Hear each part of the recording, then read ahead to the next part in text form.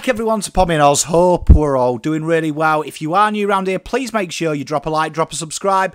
Helps the channel out, and we're really cranking them subs out. So, just got back from the Carlton Collingwood practice game. You can see I'm a wee bit red.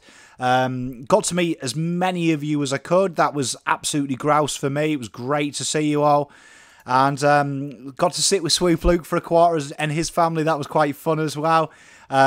Pretty good luck, actually, Swoop was. But Carlton rounded out the 10-point winners.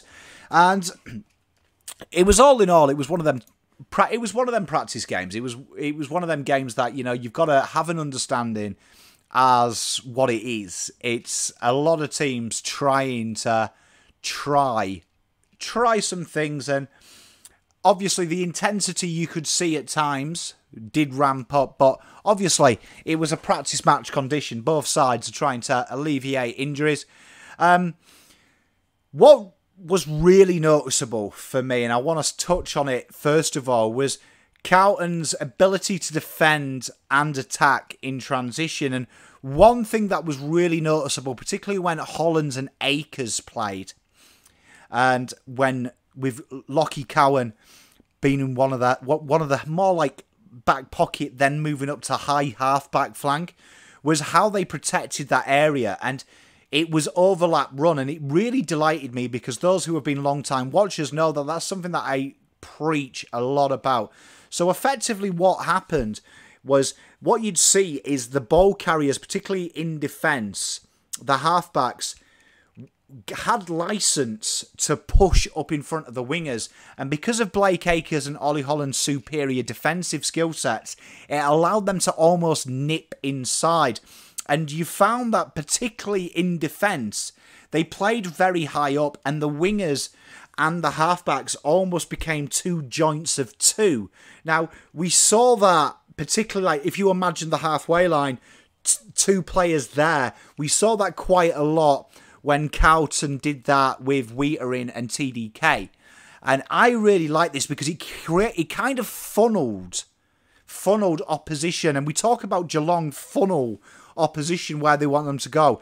It really allowed players like Lockie Cowan, Adam Chera went and played halfback along with Doc as well, to really nip inside. And when the ball kind of encroached that outer wing, particularly Josh Dacos and players like that, it allowed them to attack the ball carrier but have someone in protection for the ball over the top. And it was really successful when that was intercepted, because it had the channels, and there was a real noticeable difference in the ball patterns. There wasn't that long bomb down the wing.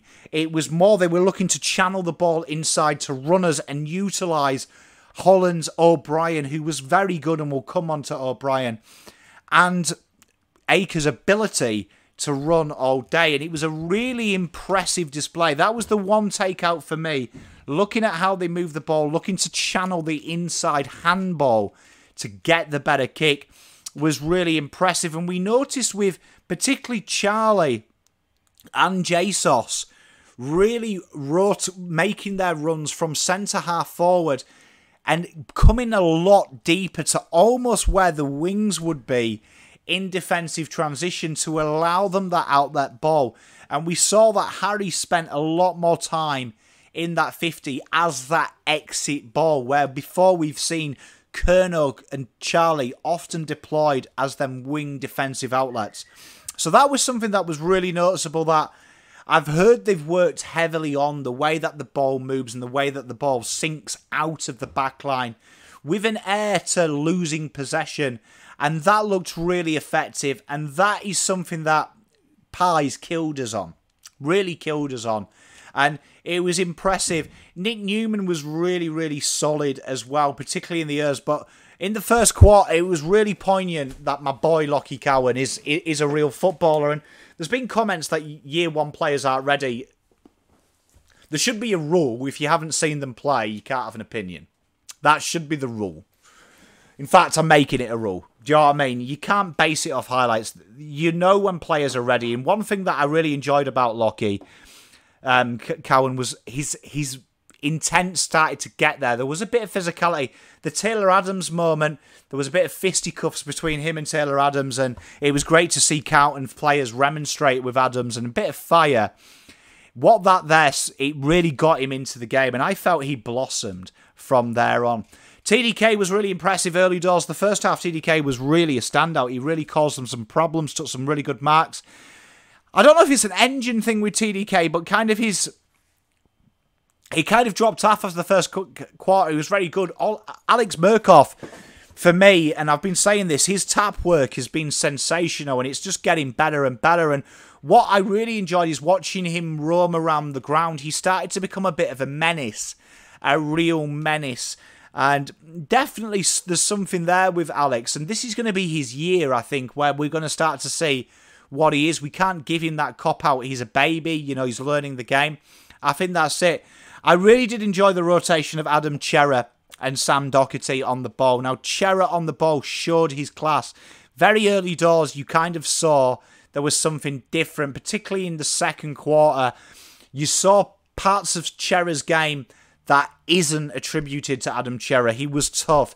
He was getting his head over the ball. Him and Hewitt working together was him and Walsh working together. That peel-off run, and George Hewitt throughout all the games showed why he continues to be the most important cog in Carlton's midfield, in my opinion. The way he goes about it is brilliant. The way that he just drops around out the back and looks for them little passages of play.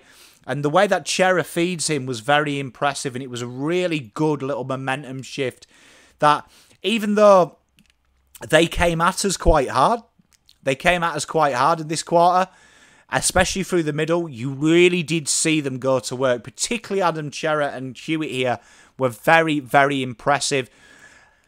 In the second half, this was where I thought Big Cow and Ollie Holland showed it. And as players started to tire, Holland's running is insane. And he took his goal well.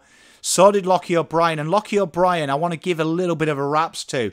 There was a great moment in the first quarter that the ball bounced in between him and his opposite man. And he stuttered and looked like he was going to pull out of it. But he went another level. He got the smother, got the tackle, got the handball out, took the contact. And that was a real noticeable thing that a lot of the players did. They're looking to take contact and bring them runners on. And it was great to see. I felt like the energy levels now were more attributed to two factors. One, running off the ball. The movement ahead and behind the ball was incredible. I loved our exits out of D50 going across the 50 arc as opposed to going down the wing. They looked to switch and they weren't scared of going the corridor, particularly Cowan. Cowan delivered a peach to Harry Mackay from about 65, 70 metre kick. I've said this in his draft profile. He's by far the longest kick at the football club. And what's deadly is it was great to see because when he hits that long kick, like at Tassie, it hits targets. And Carlton playing that lot shallower, high half forward line is a real threat from the back half of the ground because it cut Collingwood apart time and time again. And there was moments where they did get a goal run on us. I don't think that was anything to worry about because I didn't see the telltale signs. And if anyone says it was the telltale signs, same old, I don't think they've watched how Carlton get pulled apart. There was definitely an application with them trying to get out of it. And Collingwood lifted their standard. They lifted it. They really attacked hard. The big hitters came in the midfield. But Carlton were trying how to get out. And it wasn't the safe methodology that we see. These droopy kicks. There was a few droopy kicks, some guilty people. But genuinely speaking, Cowan, Doc, when he was down there, Newman, they were looking to exit deep and true and stay true to what they were. And particularly Saad was a real big advocate of this. That short little kick, take some time off and then reset and play where you're going. And we were dealt with some just desserts in the third quarter. Carlton started to really get on top. And it was great to see Josh Honey, him playing that Jack Martin role, which was shared between him and JSOS, of really running them patterns hard. And Josh Honey was involved in quite a lot of them conduit plays, almost just past halfway, where traditionally Carlton were 20 metres ahead. And that was something that I looked desperately at the small forwards, and Motlop did this incredibly well. His ability to create separation when he needed to, but not from his midfield. They really did stay, I felt, in a unit really impeccably well. And then towards the fourth, it felt like Carlton had switched it on. Jesse Motlop had some great moments, beating his man, delivering the ball in. Lockie O'Brien really came alive, and this was when you really saw the fitness levels for the boys. And it was interesting, Cripper took that J-Sauce Jack Martin honey roll towards the end. He got a bit of a knock. I was told at the ground that it was totally fine. It was just a precautionary one. They weren't too concerned. He ran off on his own volition. He was all smiles at the end of the game as well. So I'm not worried about that. But it was a really... You can't read into it too much. Do you know what I mean? All we can do is look at it. And it was certainly noticeable what the boys looked for. Particularly that fourth quarter. I think they could have... Carlton of old could have probably put their foot down a little bit. But what I liked was it was a more focus on taking the time off the clock. It was more focused on controlling the footy. And Cowan had a lot of uncontested marks this quarter. There was really that running, that high energy running, but with purpose. And that was kind of what the vibe was. It felt like we ran with purpose. And Collingwood are a very strong side. And so are we. We're both final sides. And it was really good to see them pinning the ball and holding the ball up in that fourth quarter. And that is, for me, the big missing piece in this side. I think when they're playing at 100% energy, the defensive transition's good because they work hard. The attacking transition is incredibly good because they work hard. But it was good to see that they've obviously implemented... We can't go full ball 4 quarters. We have to pick and choose and punish sides when we get it. And that third quarter was Carlton systematically punishing them. And the fourth quarter, that end was the goal-kicking end. The way Carlton controlled it, they played the right thing.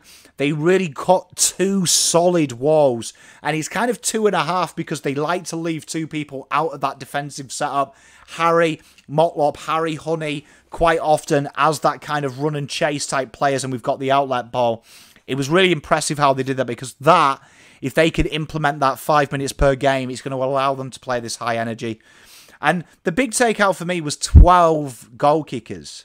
Do you know what I mean? 12 goals, but multiple goal kickers. We had 3 from Mackay, but then the rest was split between Akers, Cripps, Kerno, De Koning, Hewitt, Hollands, Honey, Kennedy and O'Brien. And that was a real delight for me. And it was great to see Cowan because Chincotta did some nice things.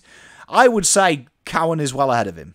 Well ahead of him. Chincotta still got... You could see that Chincotta's got to develop that abrasiveness that makes him so good. He did some lovely things. I really liked Cowan looks up for the fight. And Hollands versus O'Brien is going to be interesting because I think there's a good argument if you're going to swing them down halfback, Chera and Doc, which I really like because people need to remember Chera was phenomenal at Fremantle off halfback before he went into the midfield. And he's very Zach Williams like that. He hits targets. And that looks so good in the third quarter when Carlton started to come alive. Him taking that intercept that's won by Young and just pinging passes left, right and centre. It's a real well-balanced side. And I don't want to get ahead of ourselves, and I'm not going to. But there was a lot there that a blind man could see Carlton have worked on something, an application. And that's something that I'm going to go into Sydney, because these practice games are dreams for the Blues. Do you know what I mean? Collingwood, they killed us in that contest, and Carlton stifled what they did pretty well. And a lot of them goals, 3 of the 5 goals, were more, I'd say, poor exits of Carlton going back to old habits. And 2 of them, one of them, that Jamie Elliott one, was just audacious, a massive kick. And he managed to get a good lead up. And then one was a very good goal. And I'm not downplaying it. They worked hard for them goals. But you'll cop them ones. They weren't the standard Carlton being cut apart. It was Carlton finding some habits, learning some new ones. And that's going to take some time. But I like this one because I felt like we passed the test of what Collingwood did well, which is their width, their spread. Dacos and side bottom, and Elliott killed us last time. And we saw that spread didn't have the effect as it did because of Carlton's new rolling players back. And rolling attacking players back. That's the key I want you to take out of this. It isn't defensive players. It's attacking players that when the ball is won in that wall, it can go. And that movement did delight me. That there wasn't a favoured wing. There was some nice little chalk-ups and movement. And now Sydney come next, who I think are really incredibly fit. And I really have a lot of respect for Sydney of how they play. Because this is now a different kettle of fish. Because they can go through the corridor and out wide. They can hit early balls and they can hit late balls. And they are dynamic. So I think next week is a really exciting one. Leading into round one where Richmond for me are a catalogue of both sides. So it's a real good start from the boys. And this is probably the first practice game that's not ratified that I've really felt there's a noticeable change in where it is. And the big thing for me as well is that forward line felt a lot stronger in its chase, a lot cleaner in its tackles, and there was a lot more willingness to make that tackle early and peel off your man. That was noticeable defending transition, which is going to improve this team. Players coming off their man to make the tackle, which is at times where you see teams chip around us, where players are indecisive. They felt like more of an ownership. Watch this space on the Chera-Doc rotation because I like it. I like it. I like it. I think having someone of his ilk, and you saw the noticeable difference when Akers and Cowan were the halfbacks of how that looks. One long booming kick, one classy user with Sard running through them. Looked really impressive and it was good. And seeing Sardi play a bit deeper in the back pocket at times was tasty for me because I think that his one-on-one defensive work against Smalls was good and he got a bit of Elliott for a time and that was Elliott went quiet. That guy causes a different problem, in my opinion. What Sard does when he's doing that defensive is suddenly the attacker's got to think, if I miss this, Sard's out here. And you saw that noticeable. So all in all, some real positive signs, particularly from the draftees. Holland and Cowan really showed some signs. And Holland's particularly showing that size means nothing when you've got that skill set. And I love his zip and his energy. And Cowan, honestly, really impressed me. Really got into the game well and really built it. And some solid performances all out. Hewitt, Chera, very good. Particularly seeing how well that Motlop operates in tight and bringing it all together. And seeing Murkoff's development before our eyes was really nice. And seeing Young back up what he did last year. I know there's been a lot of talk that Young's out of favour. Definitely did himself a lot of favours today showing how it was. But really good. Seeing a snap from Cripper. He went for two. He didn't quite get it. That was good. But I'm quite happy. And I think we'll do some more in depth. I'll see you tonight on the Blue Abroad show. But hopefully that's given you some intel. That was definitely the noticeable thing. I really enjoyed it though. It was great to see you all. Bit of a point of note, if you do want to become a member of the channel, we're doing a giveaway on the 4th. Please check that out. It would be grouse. But until next time, Pom out.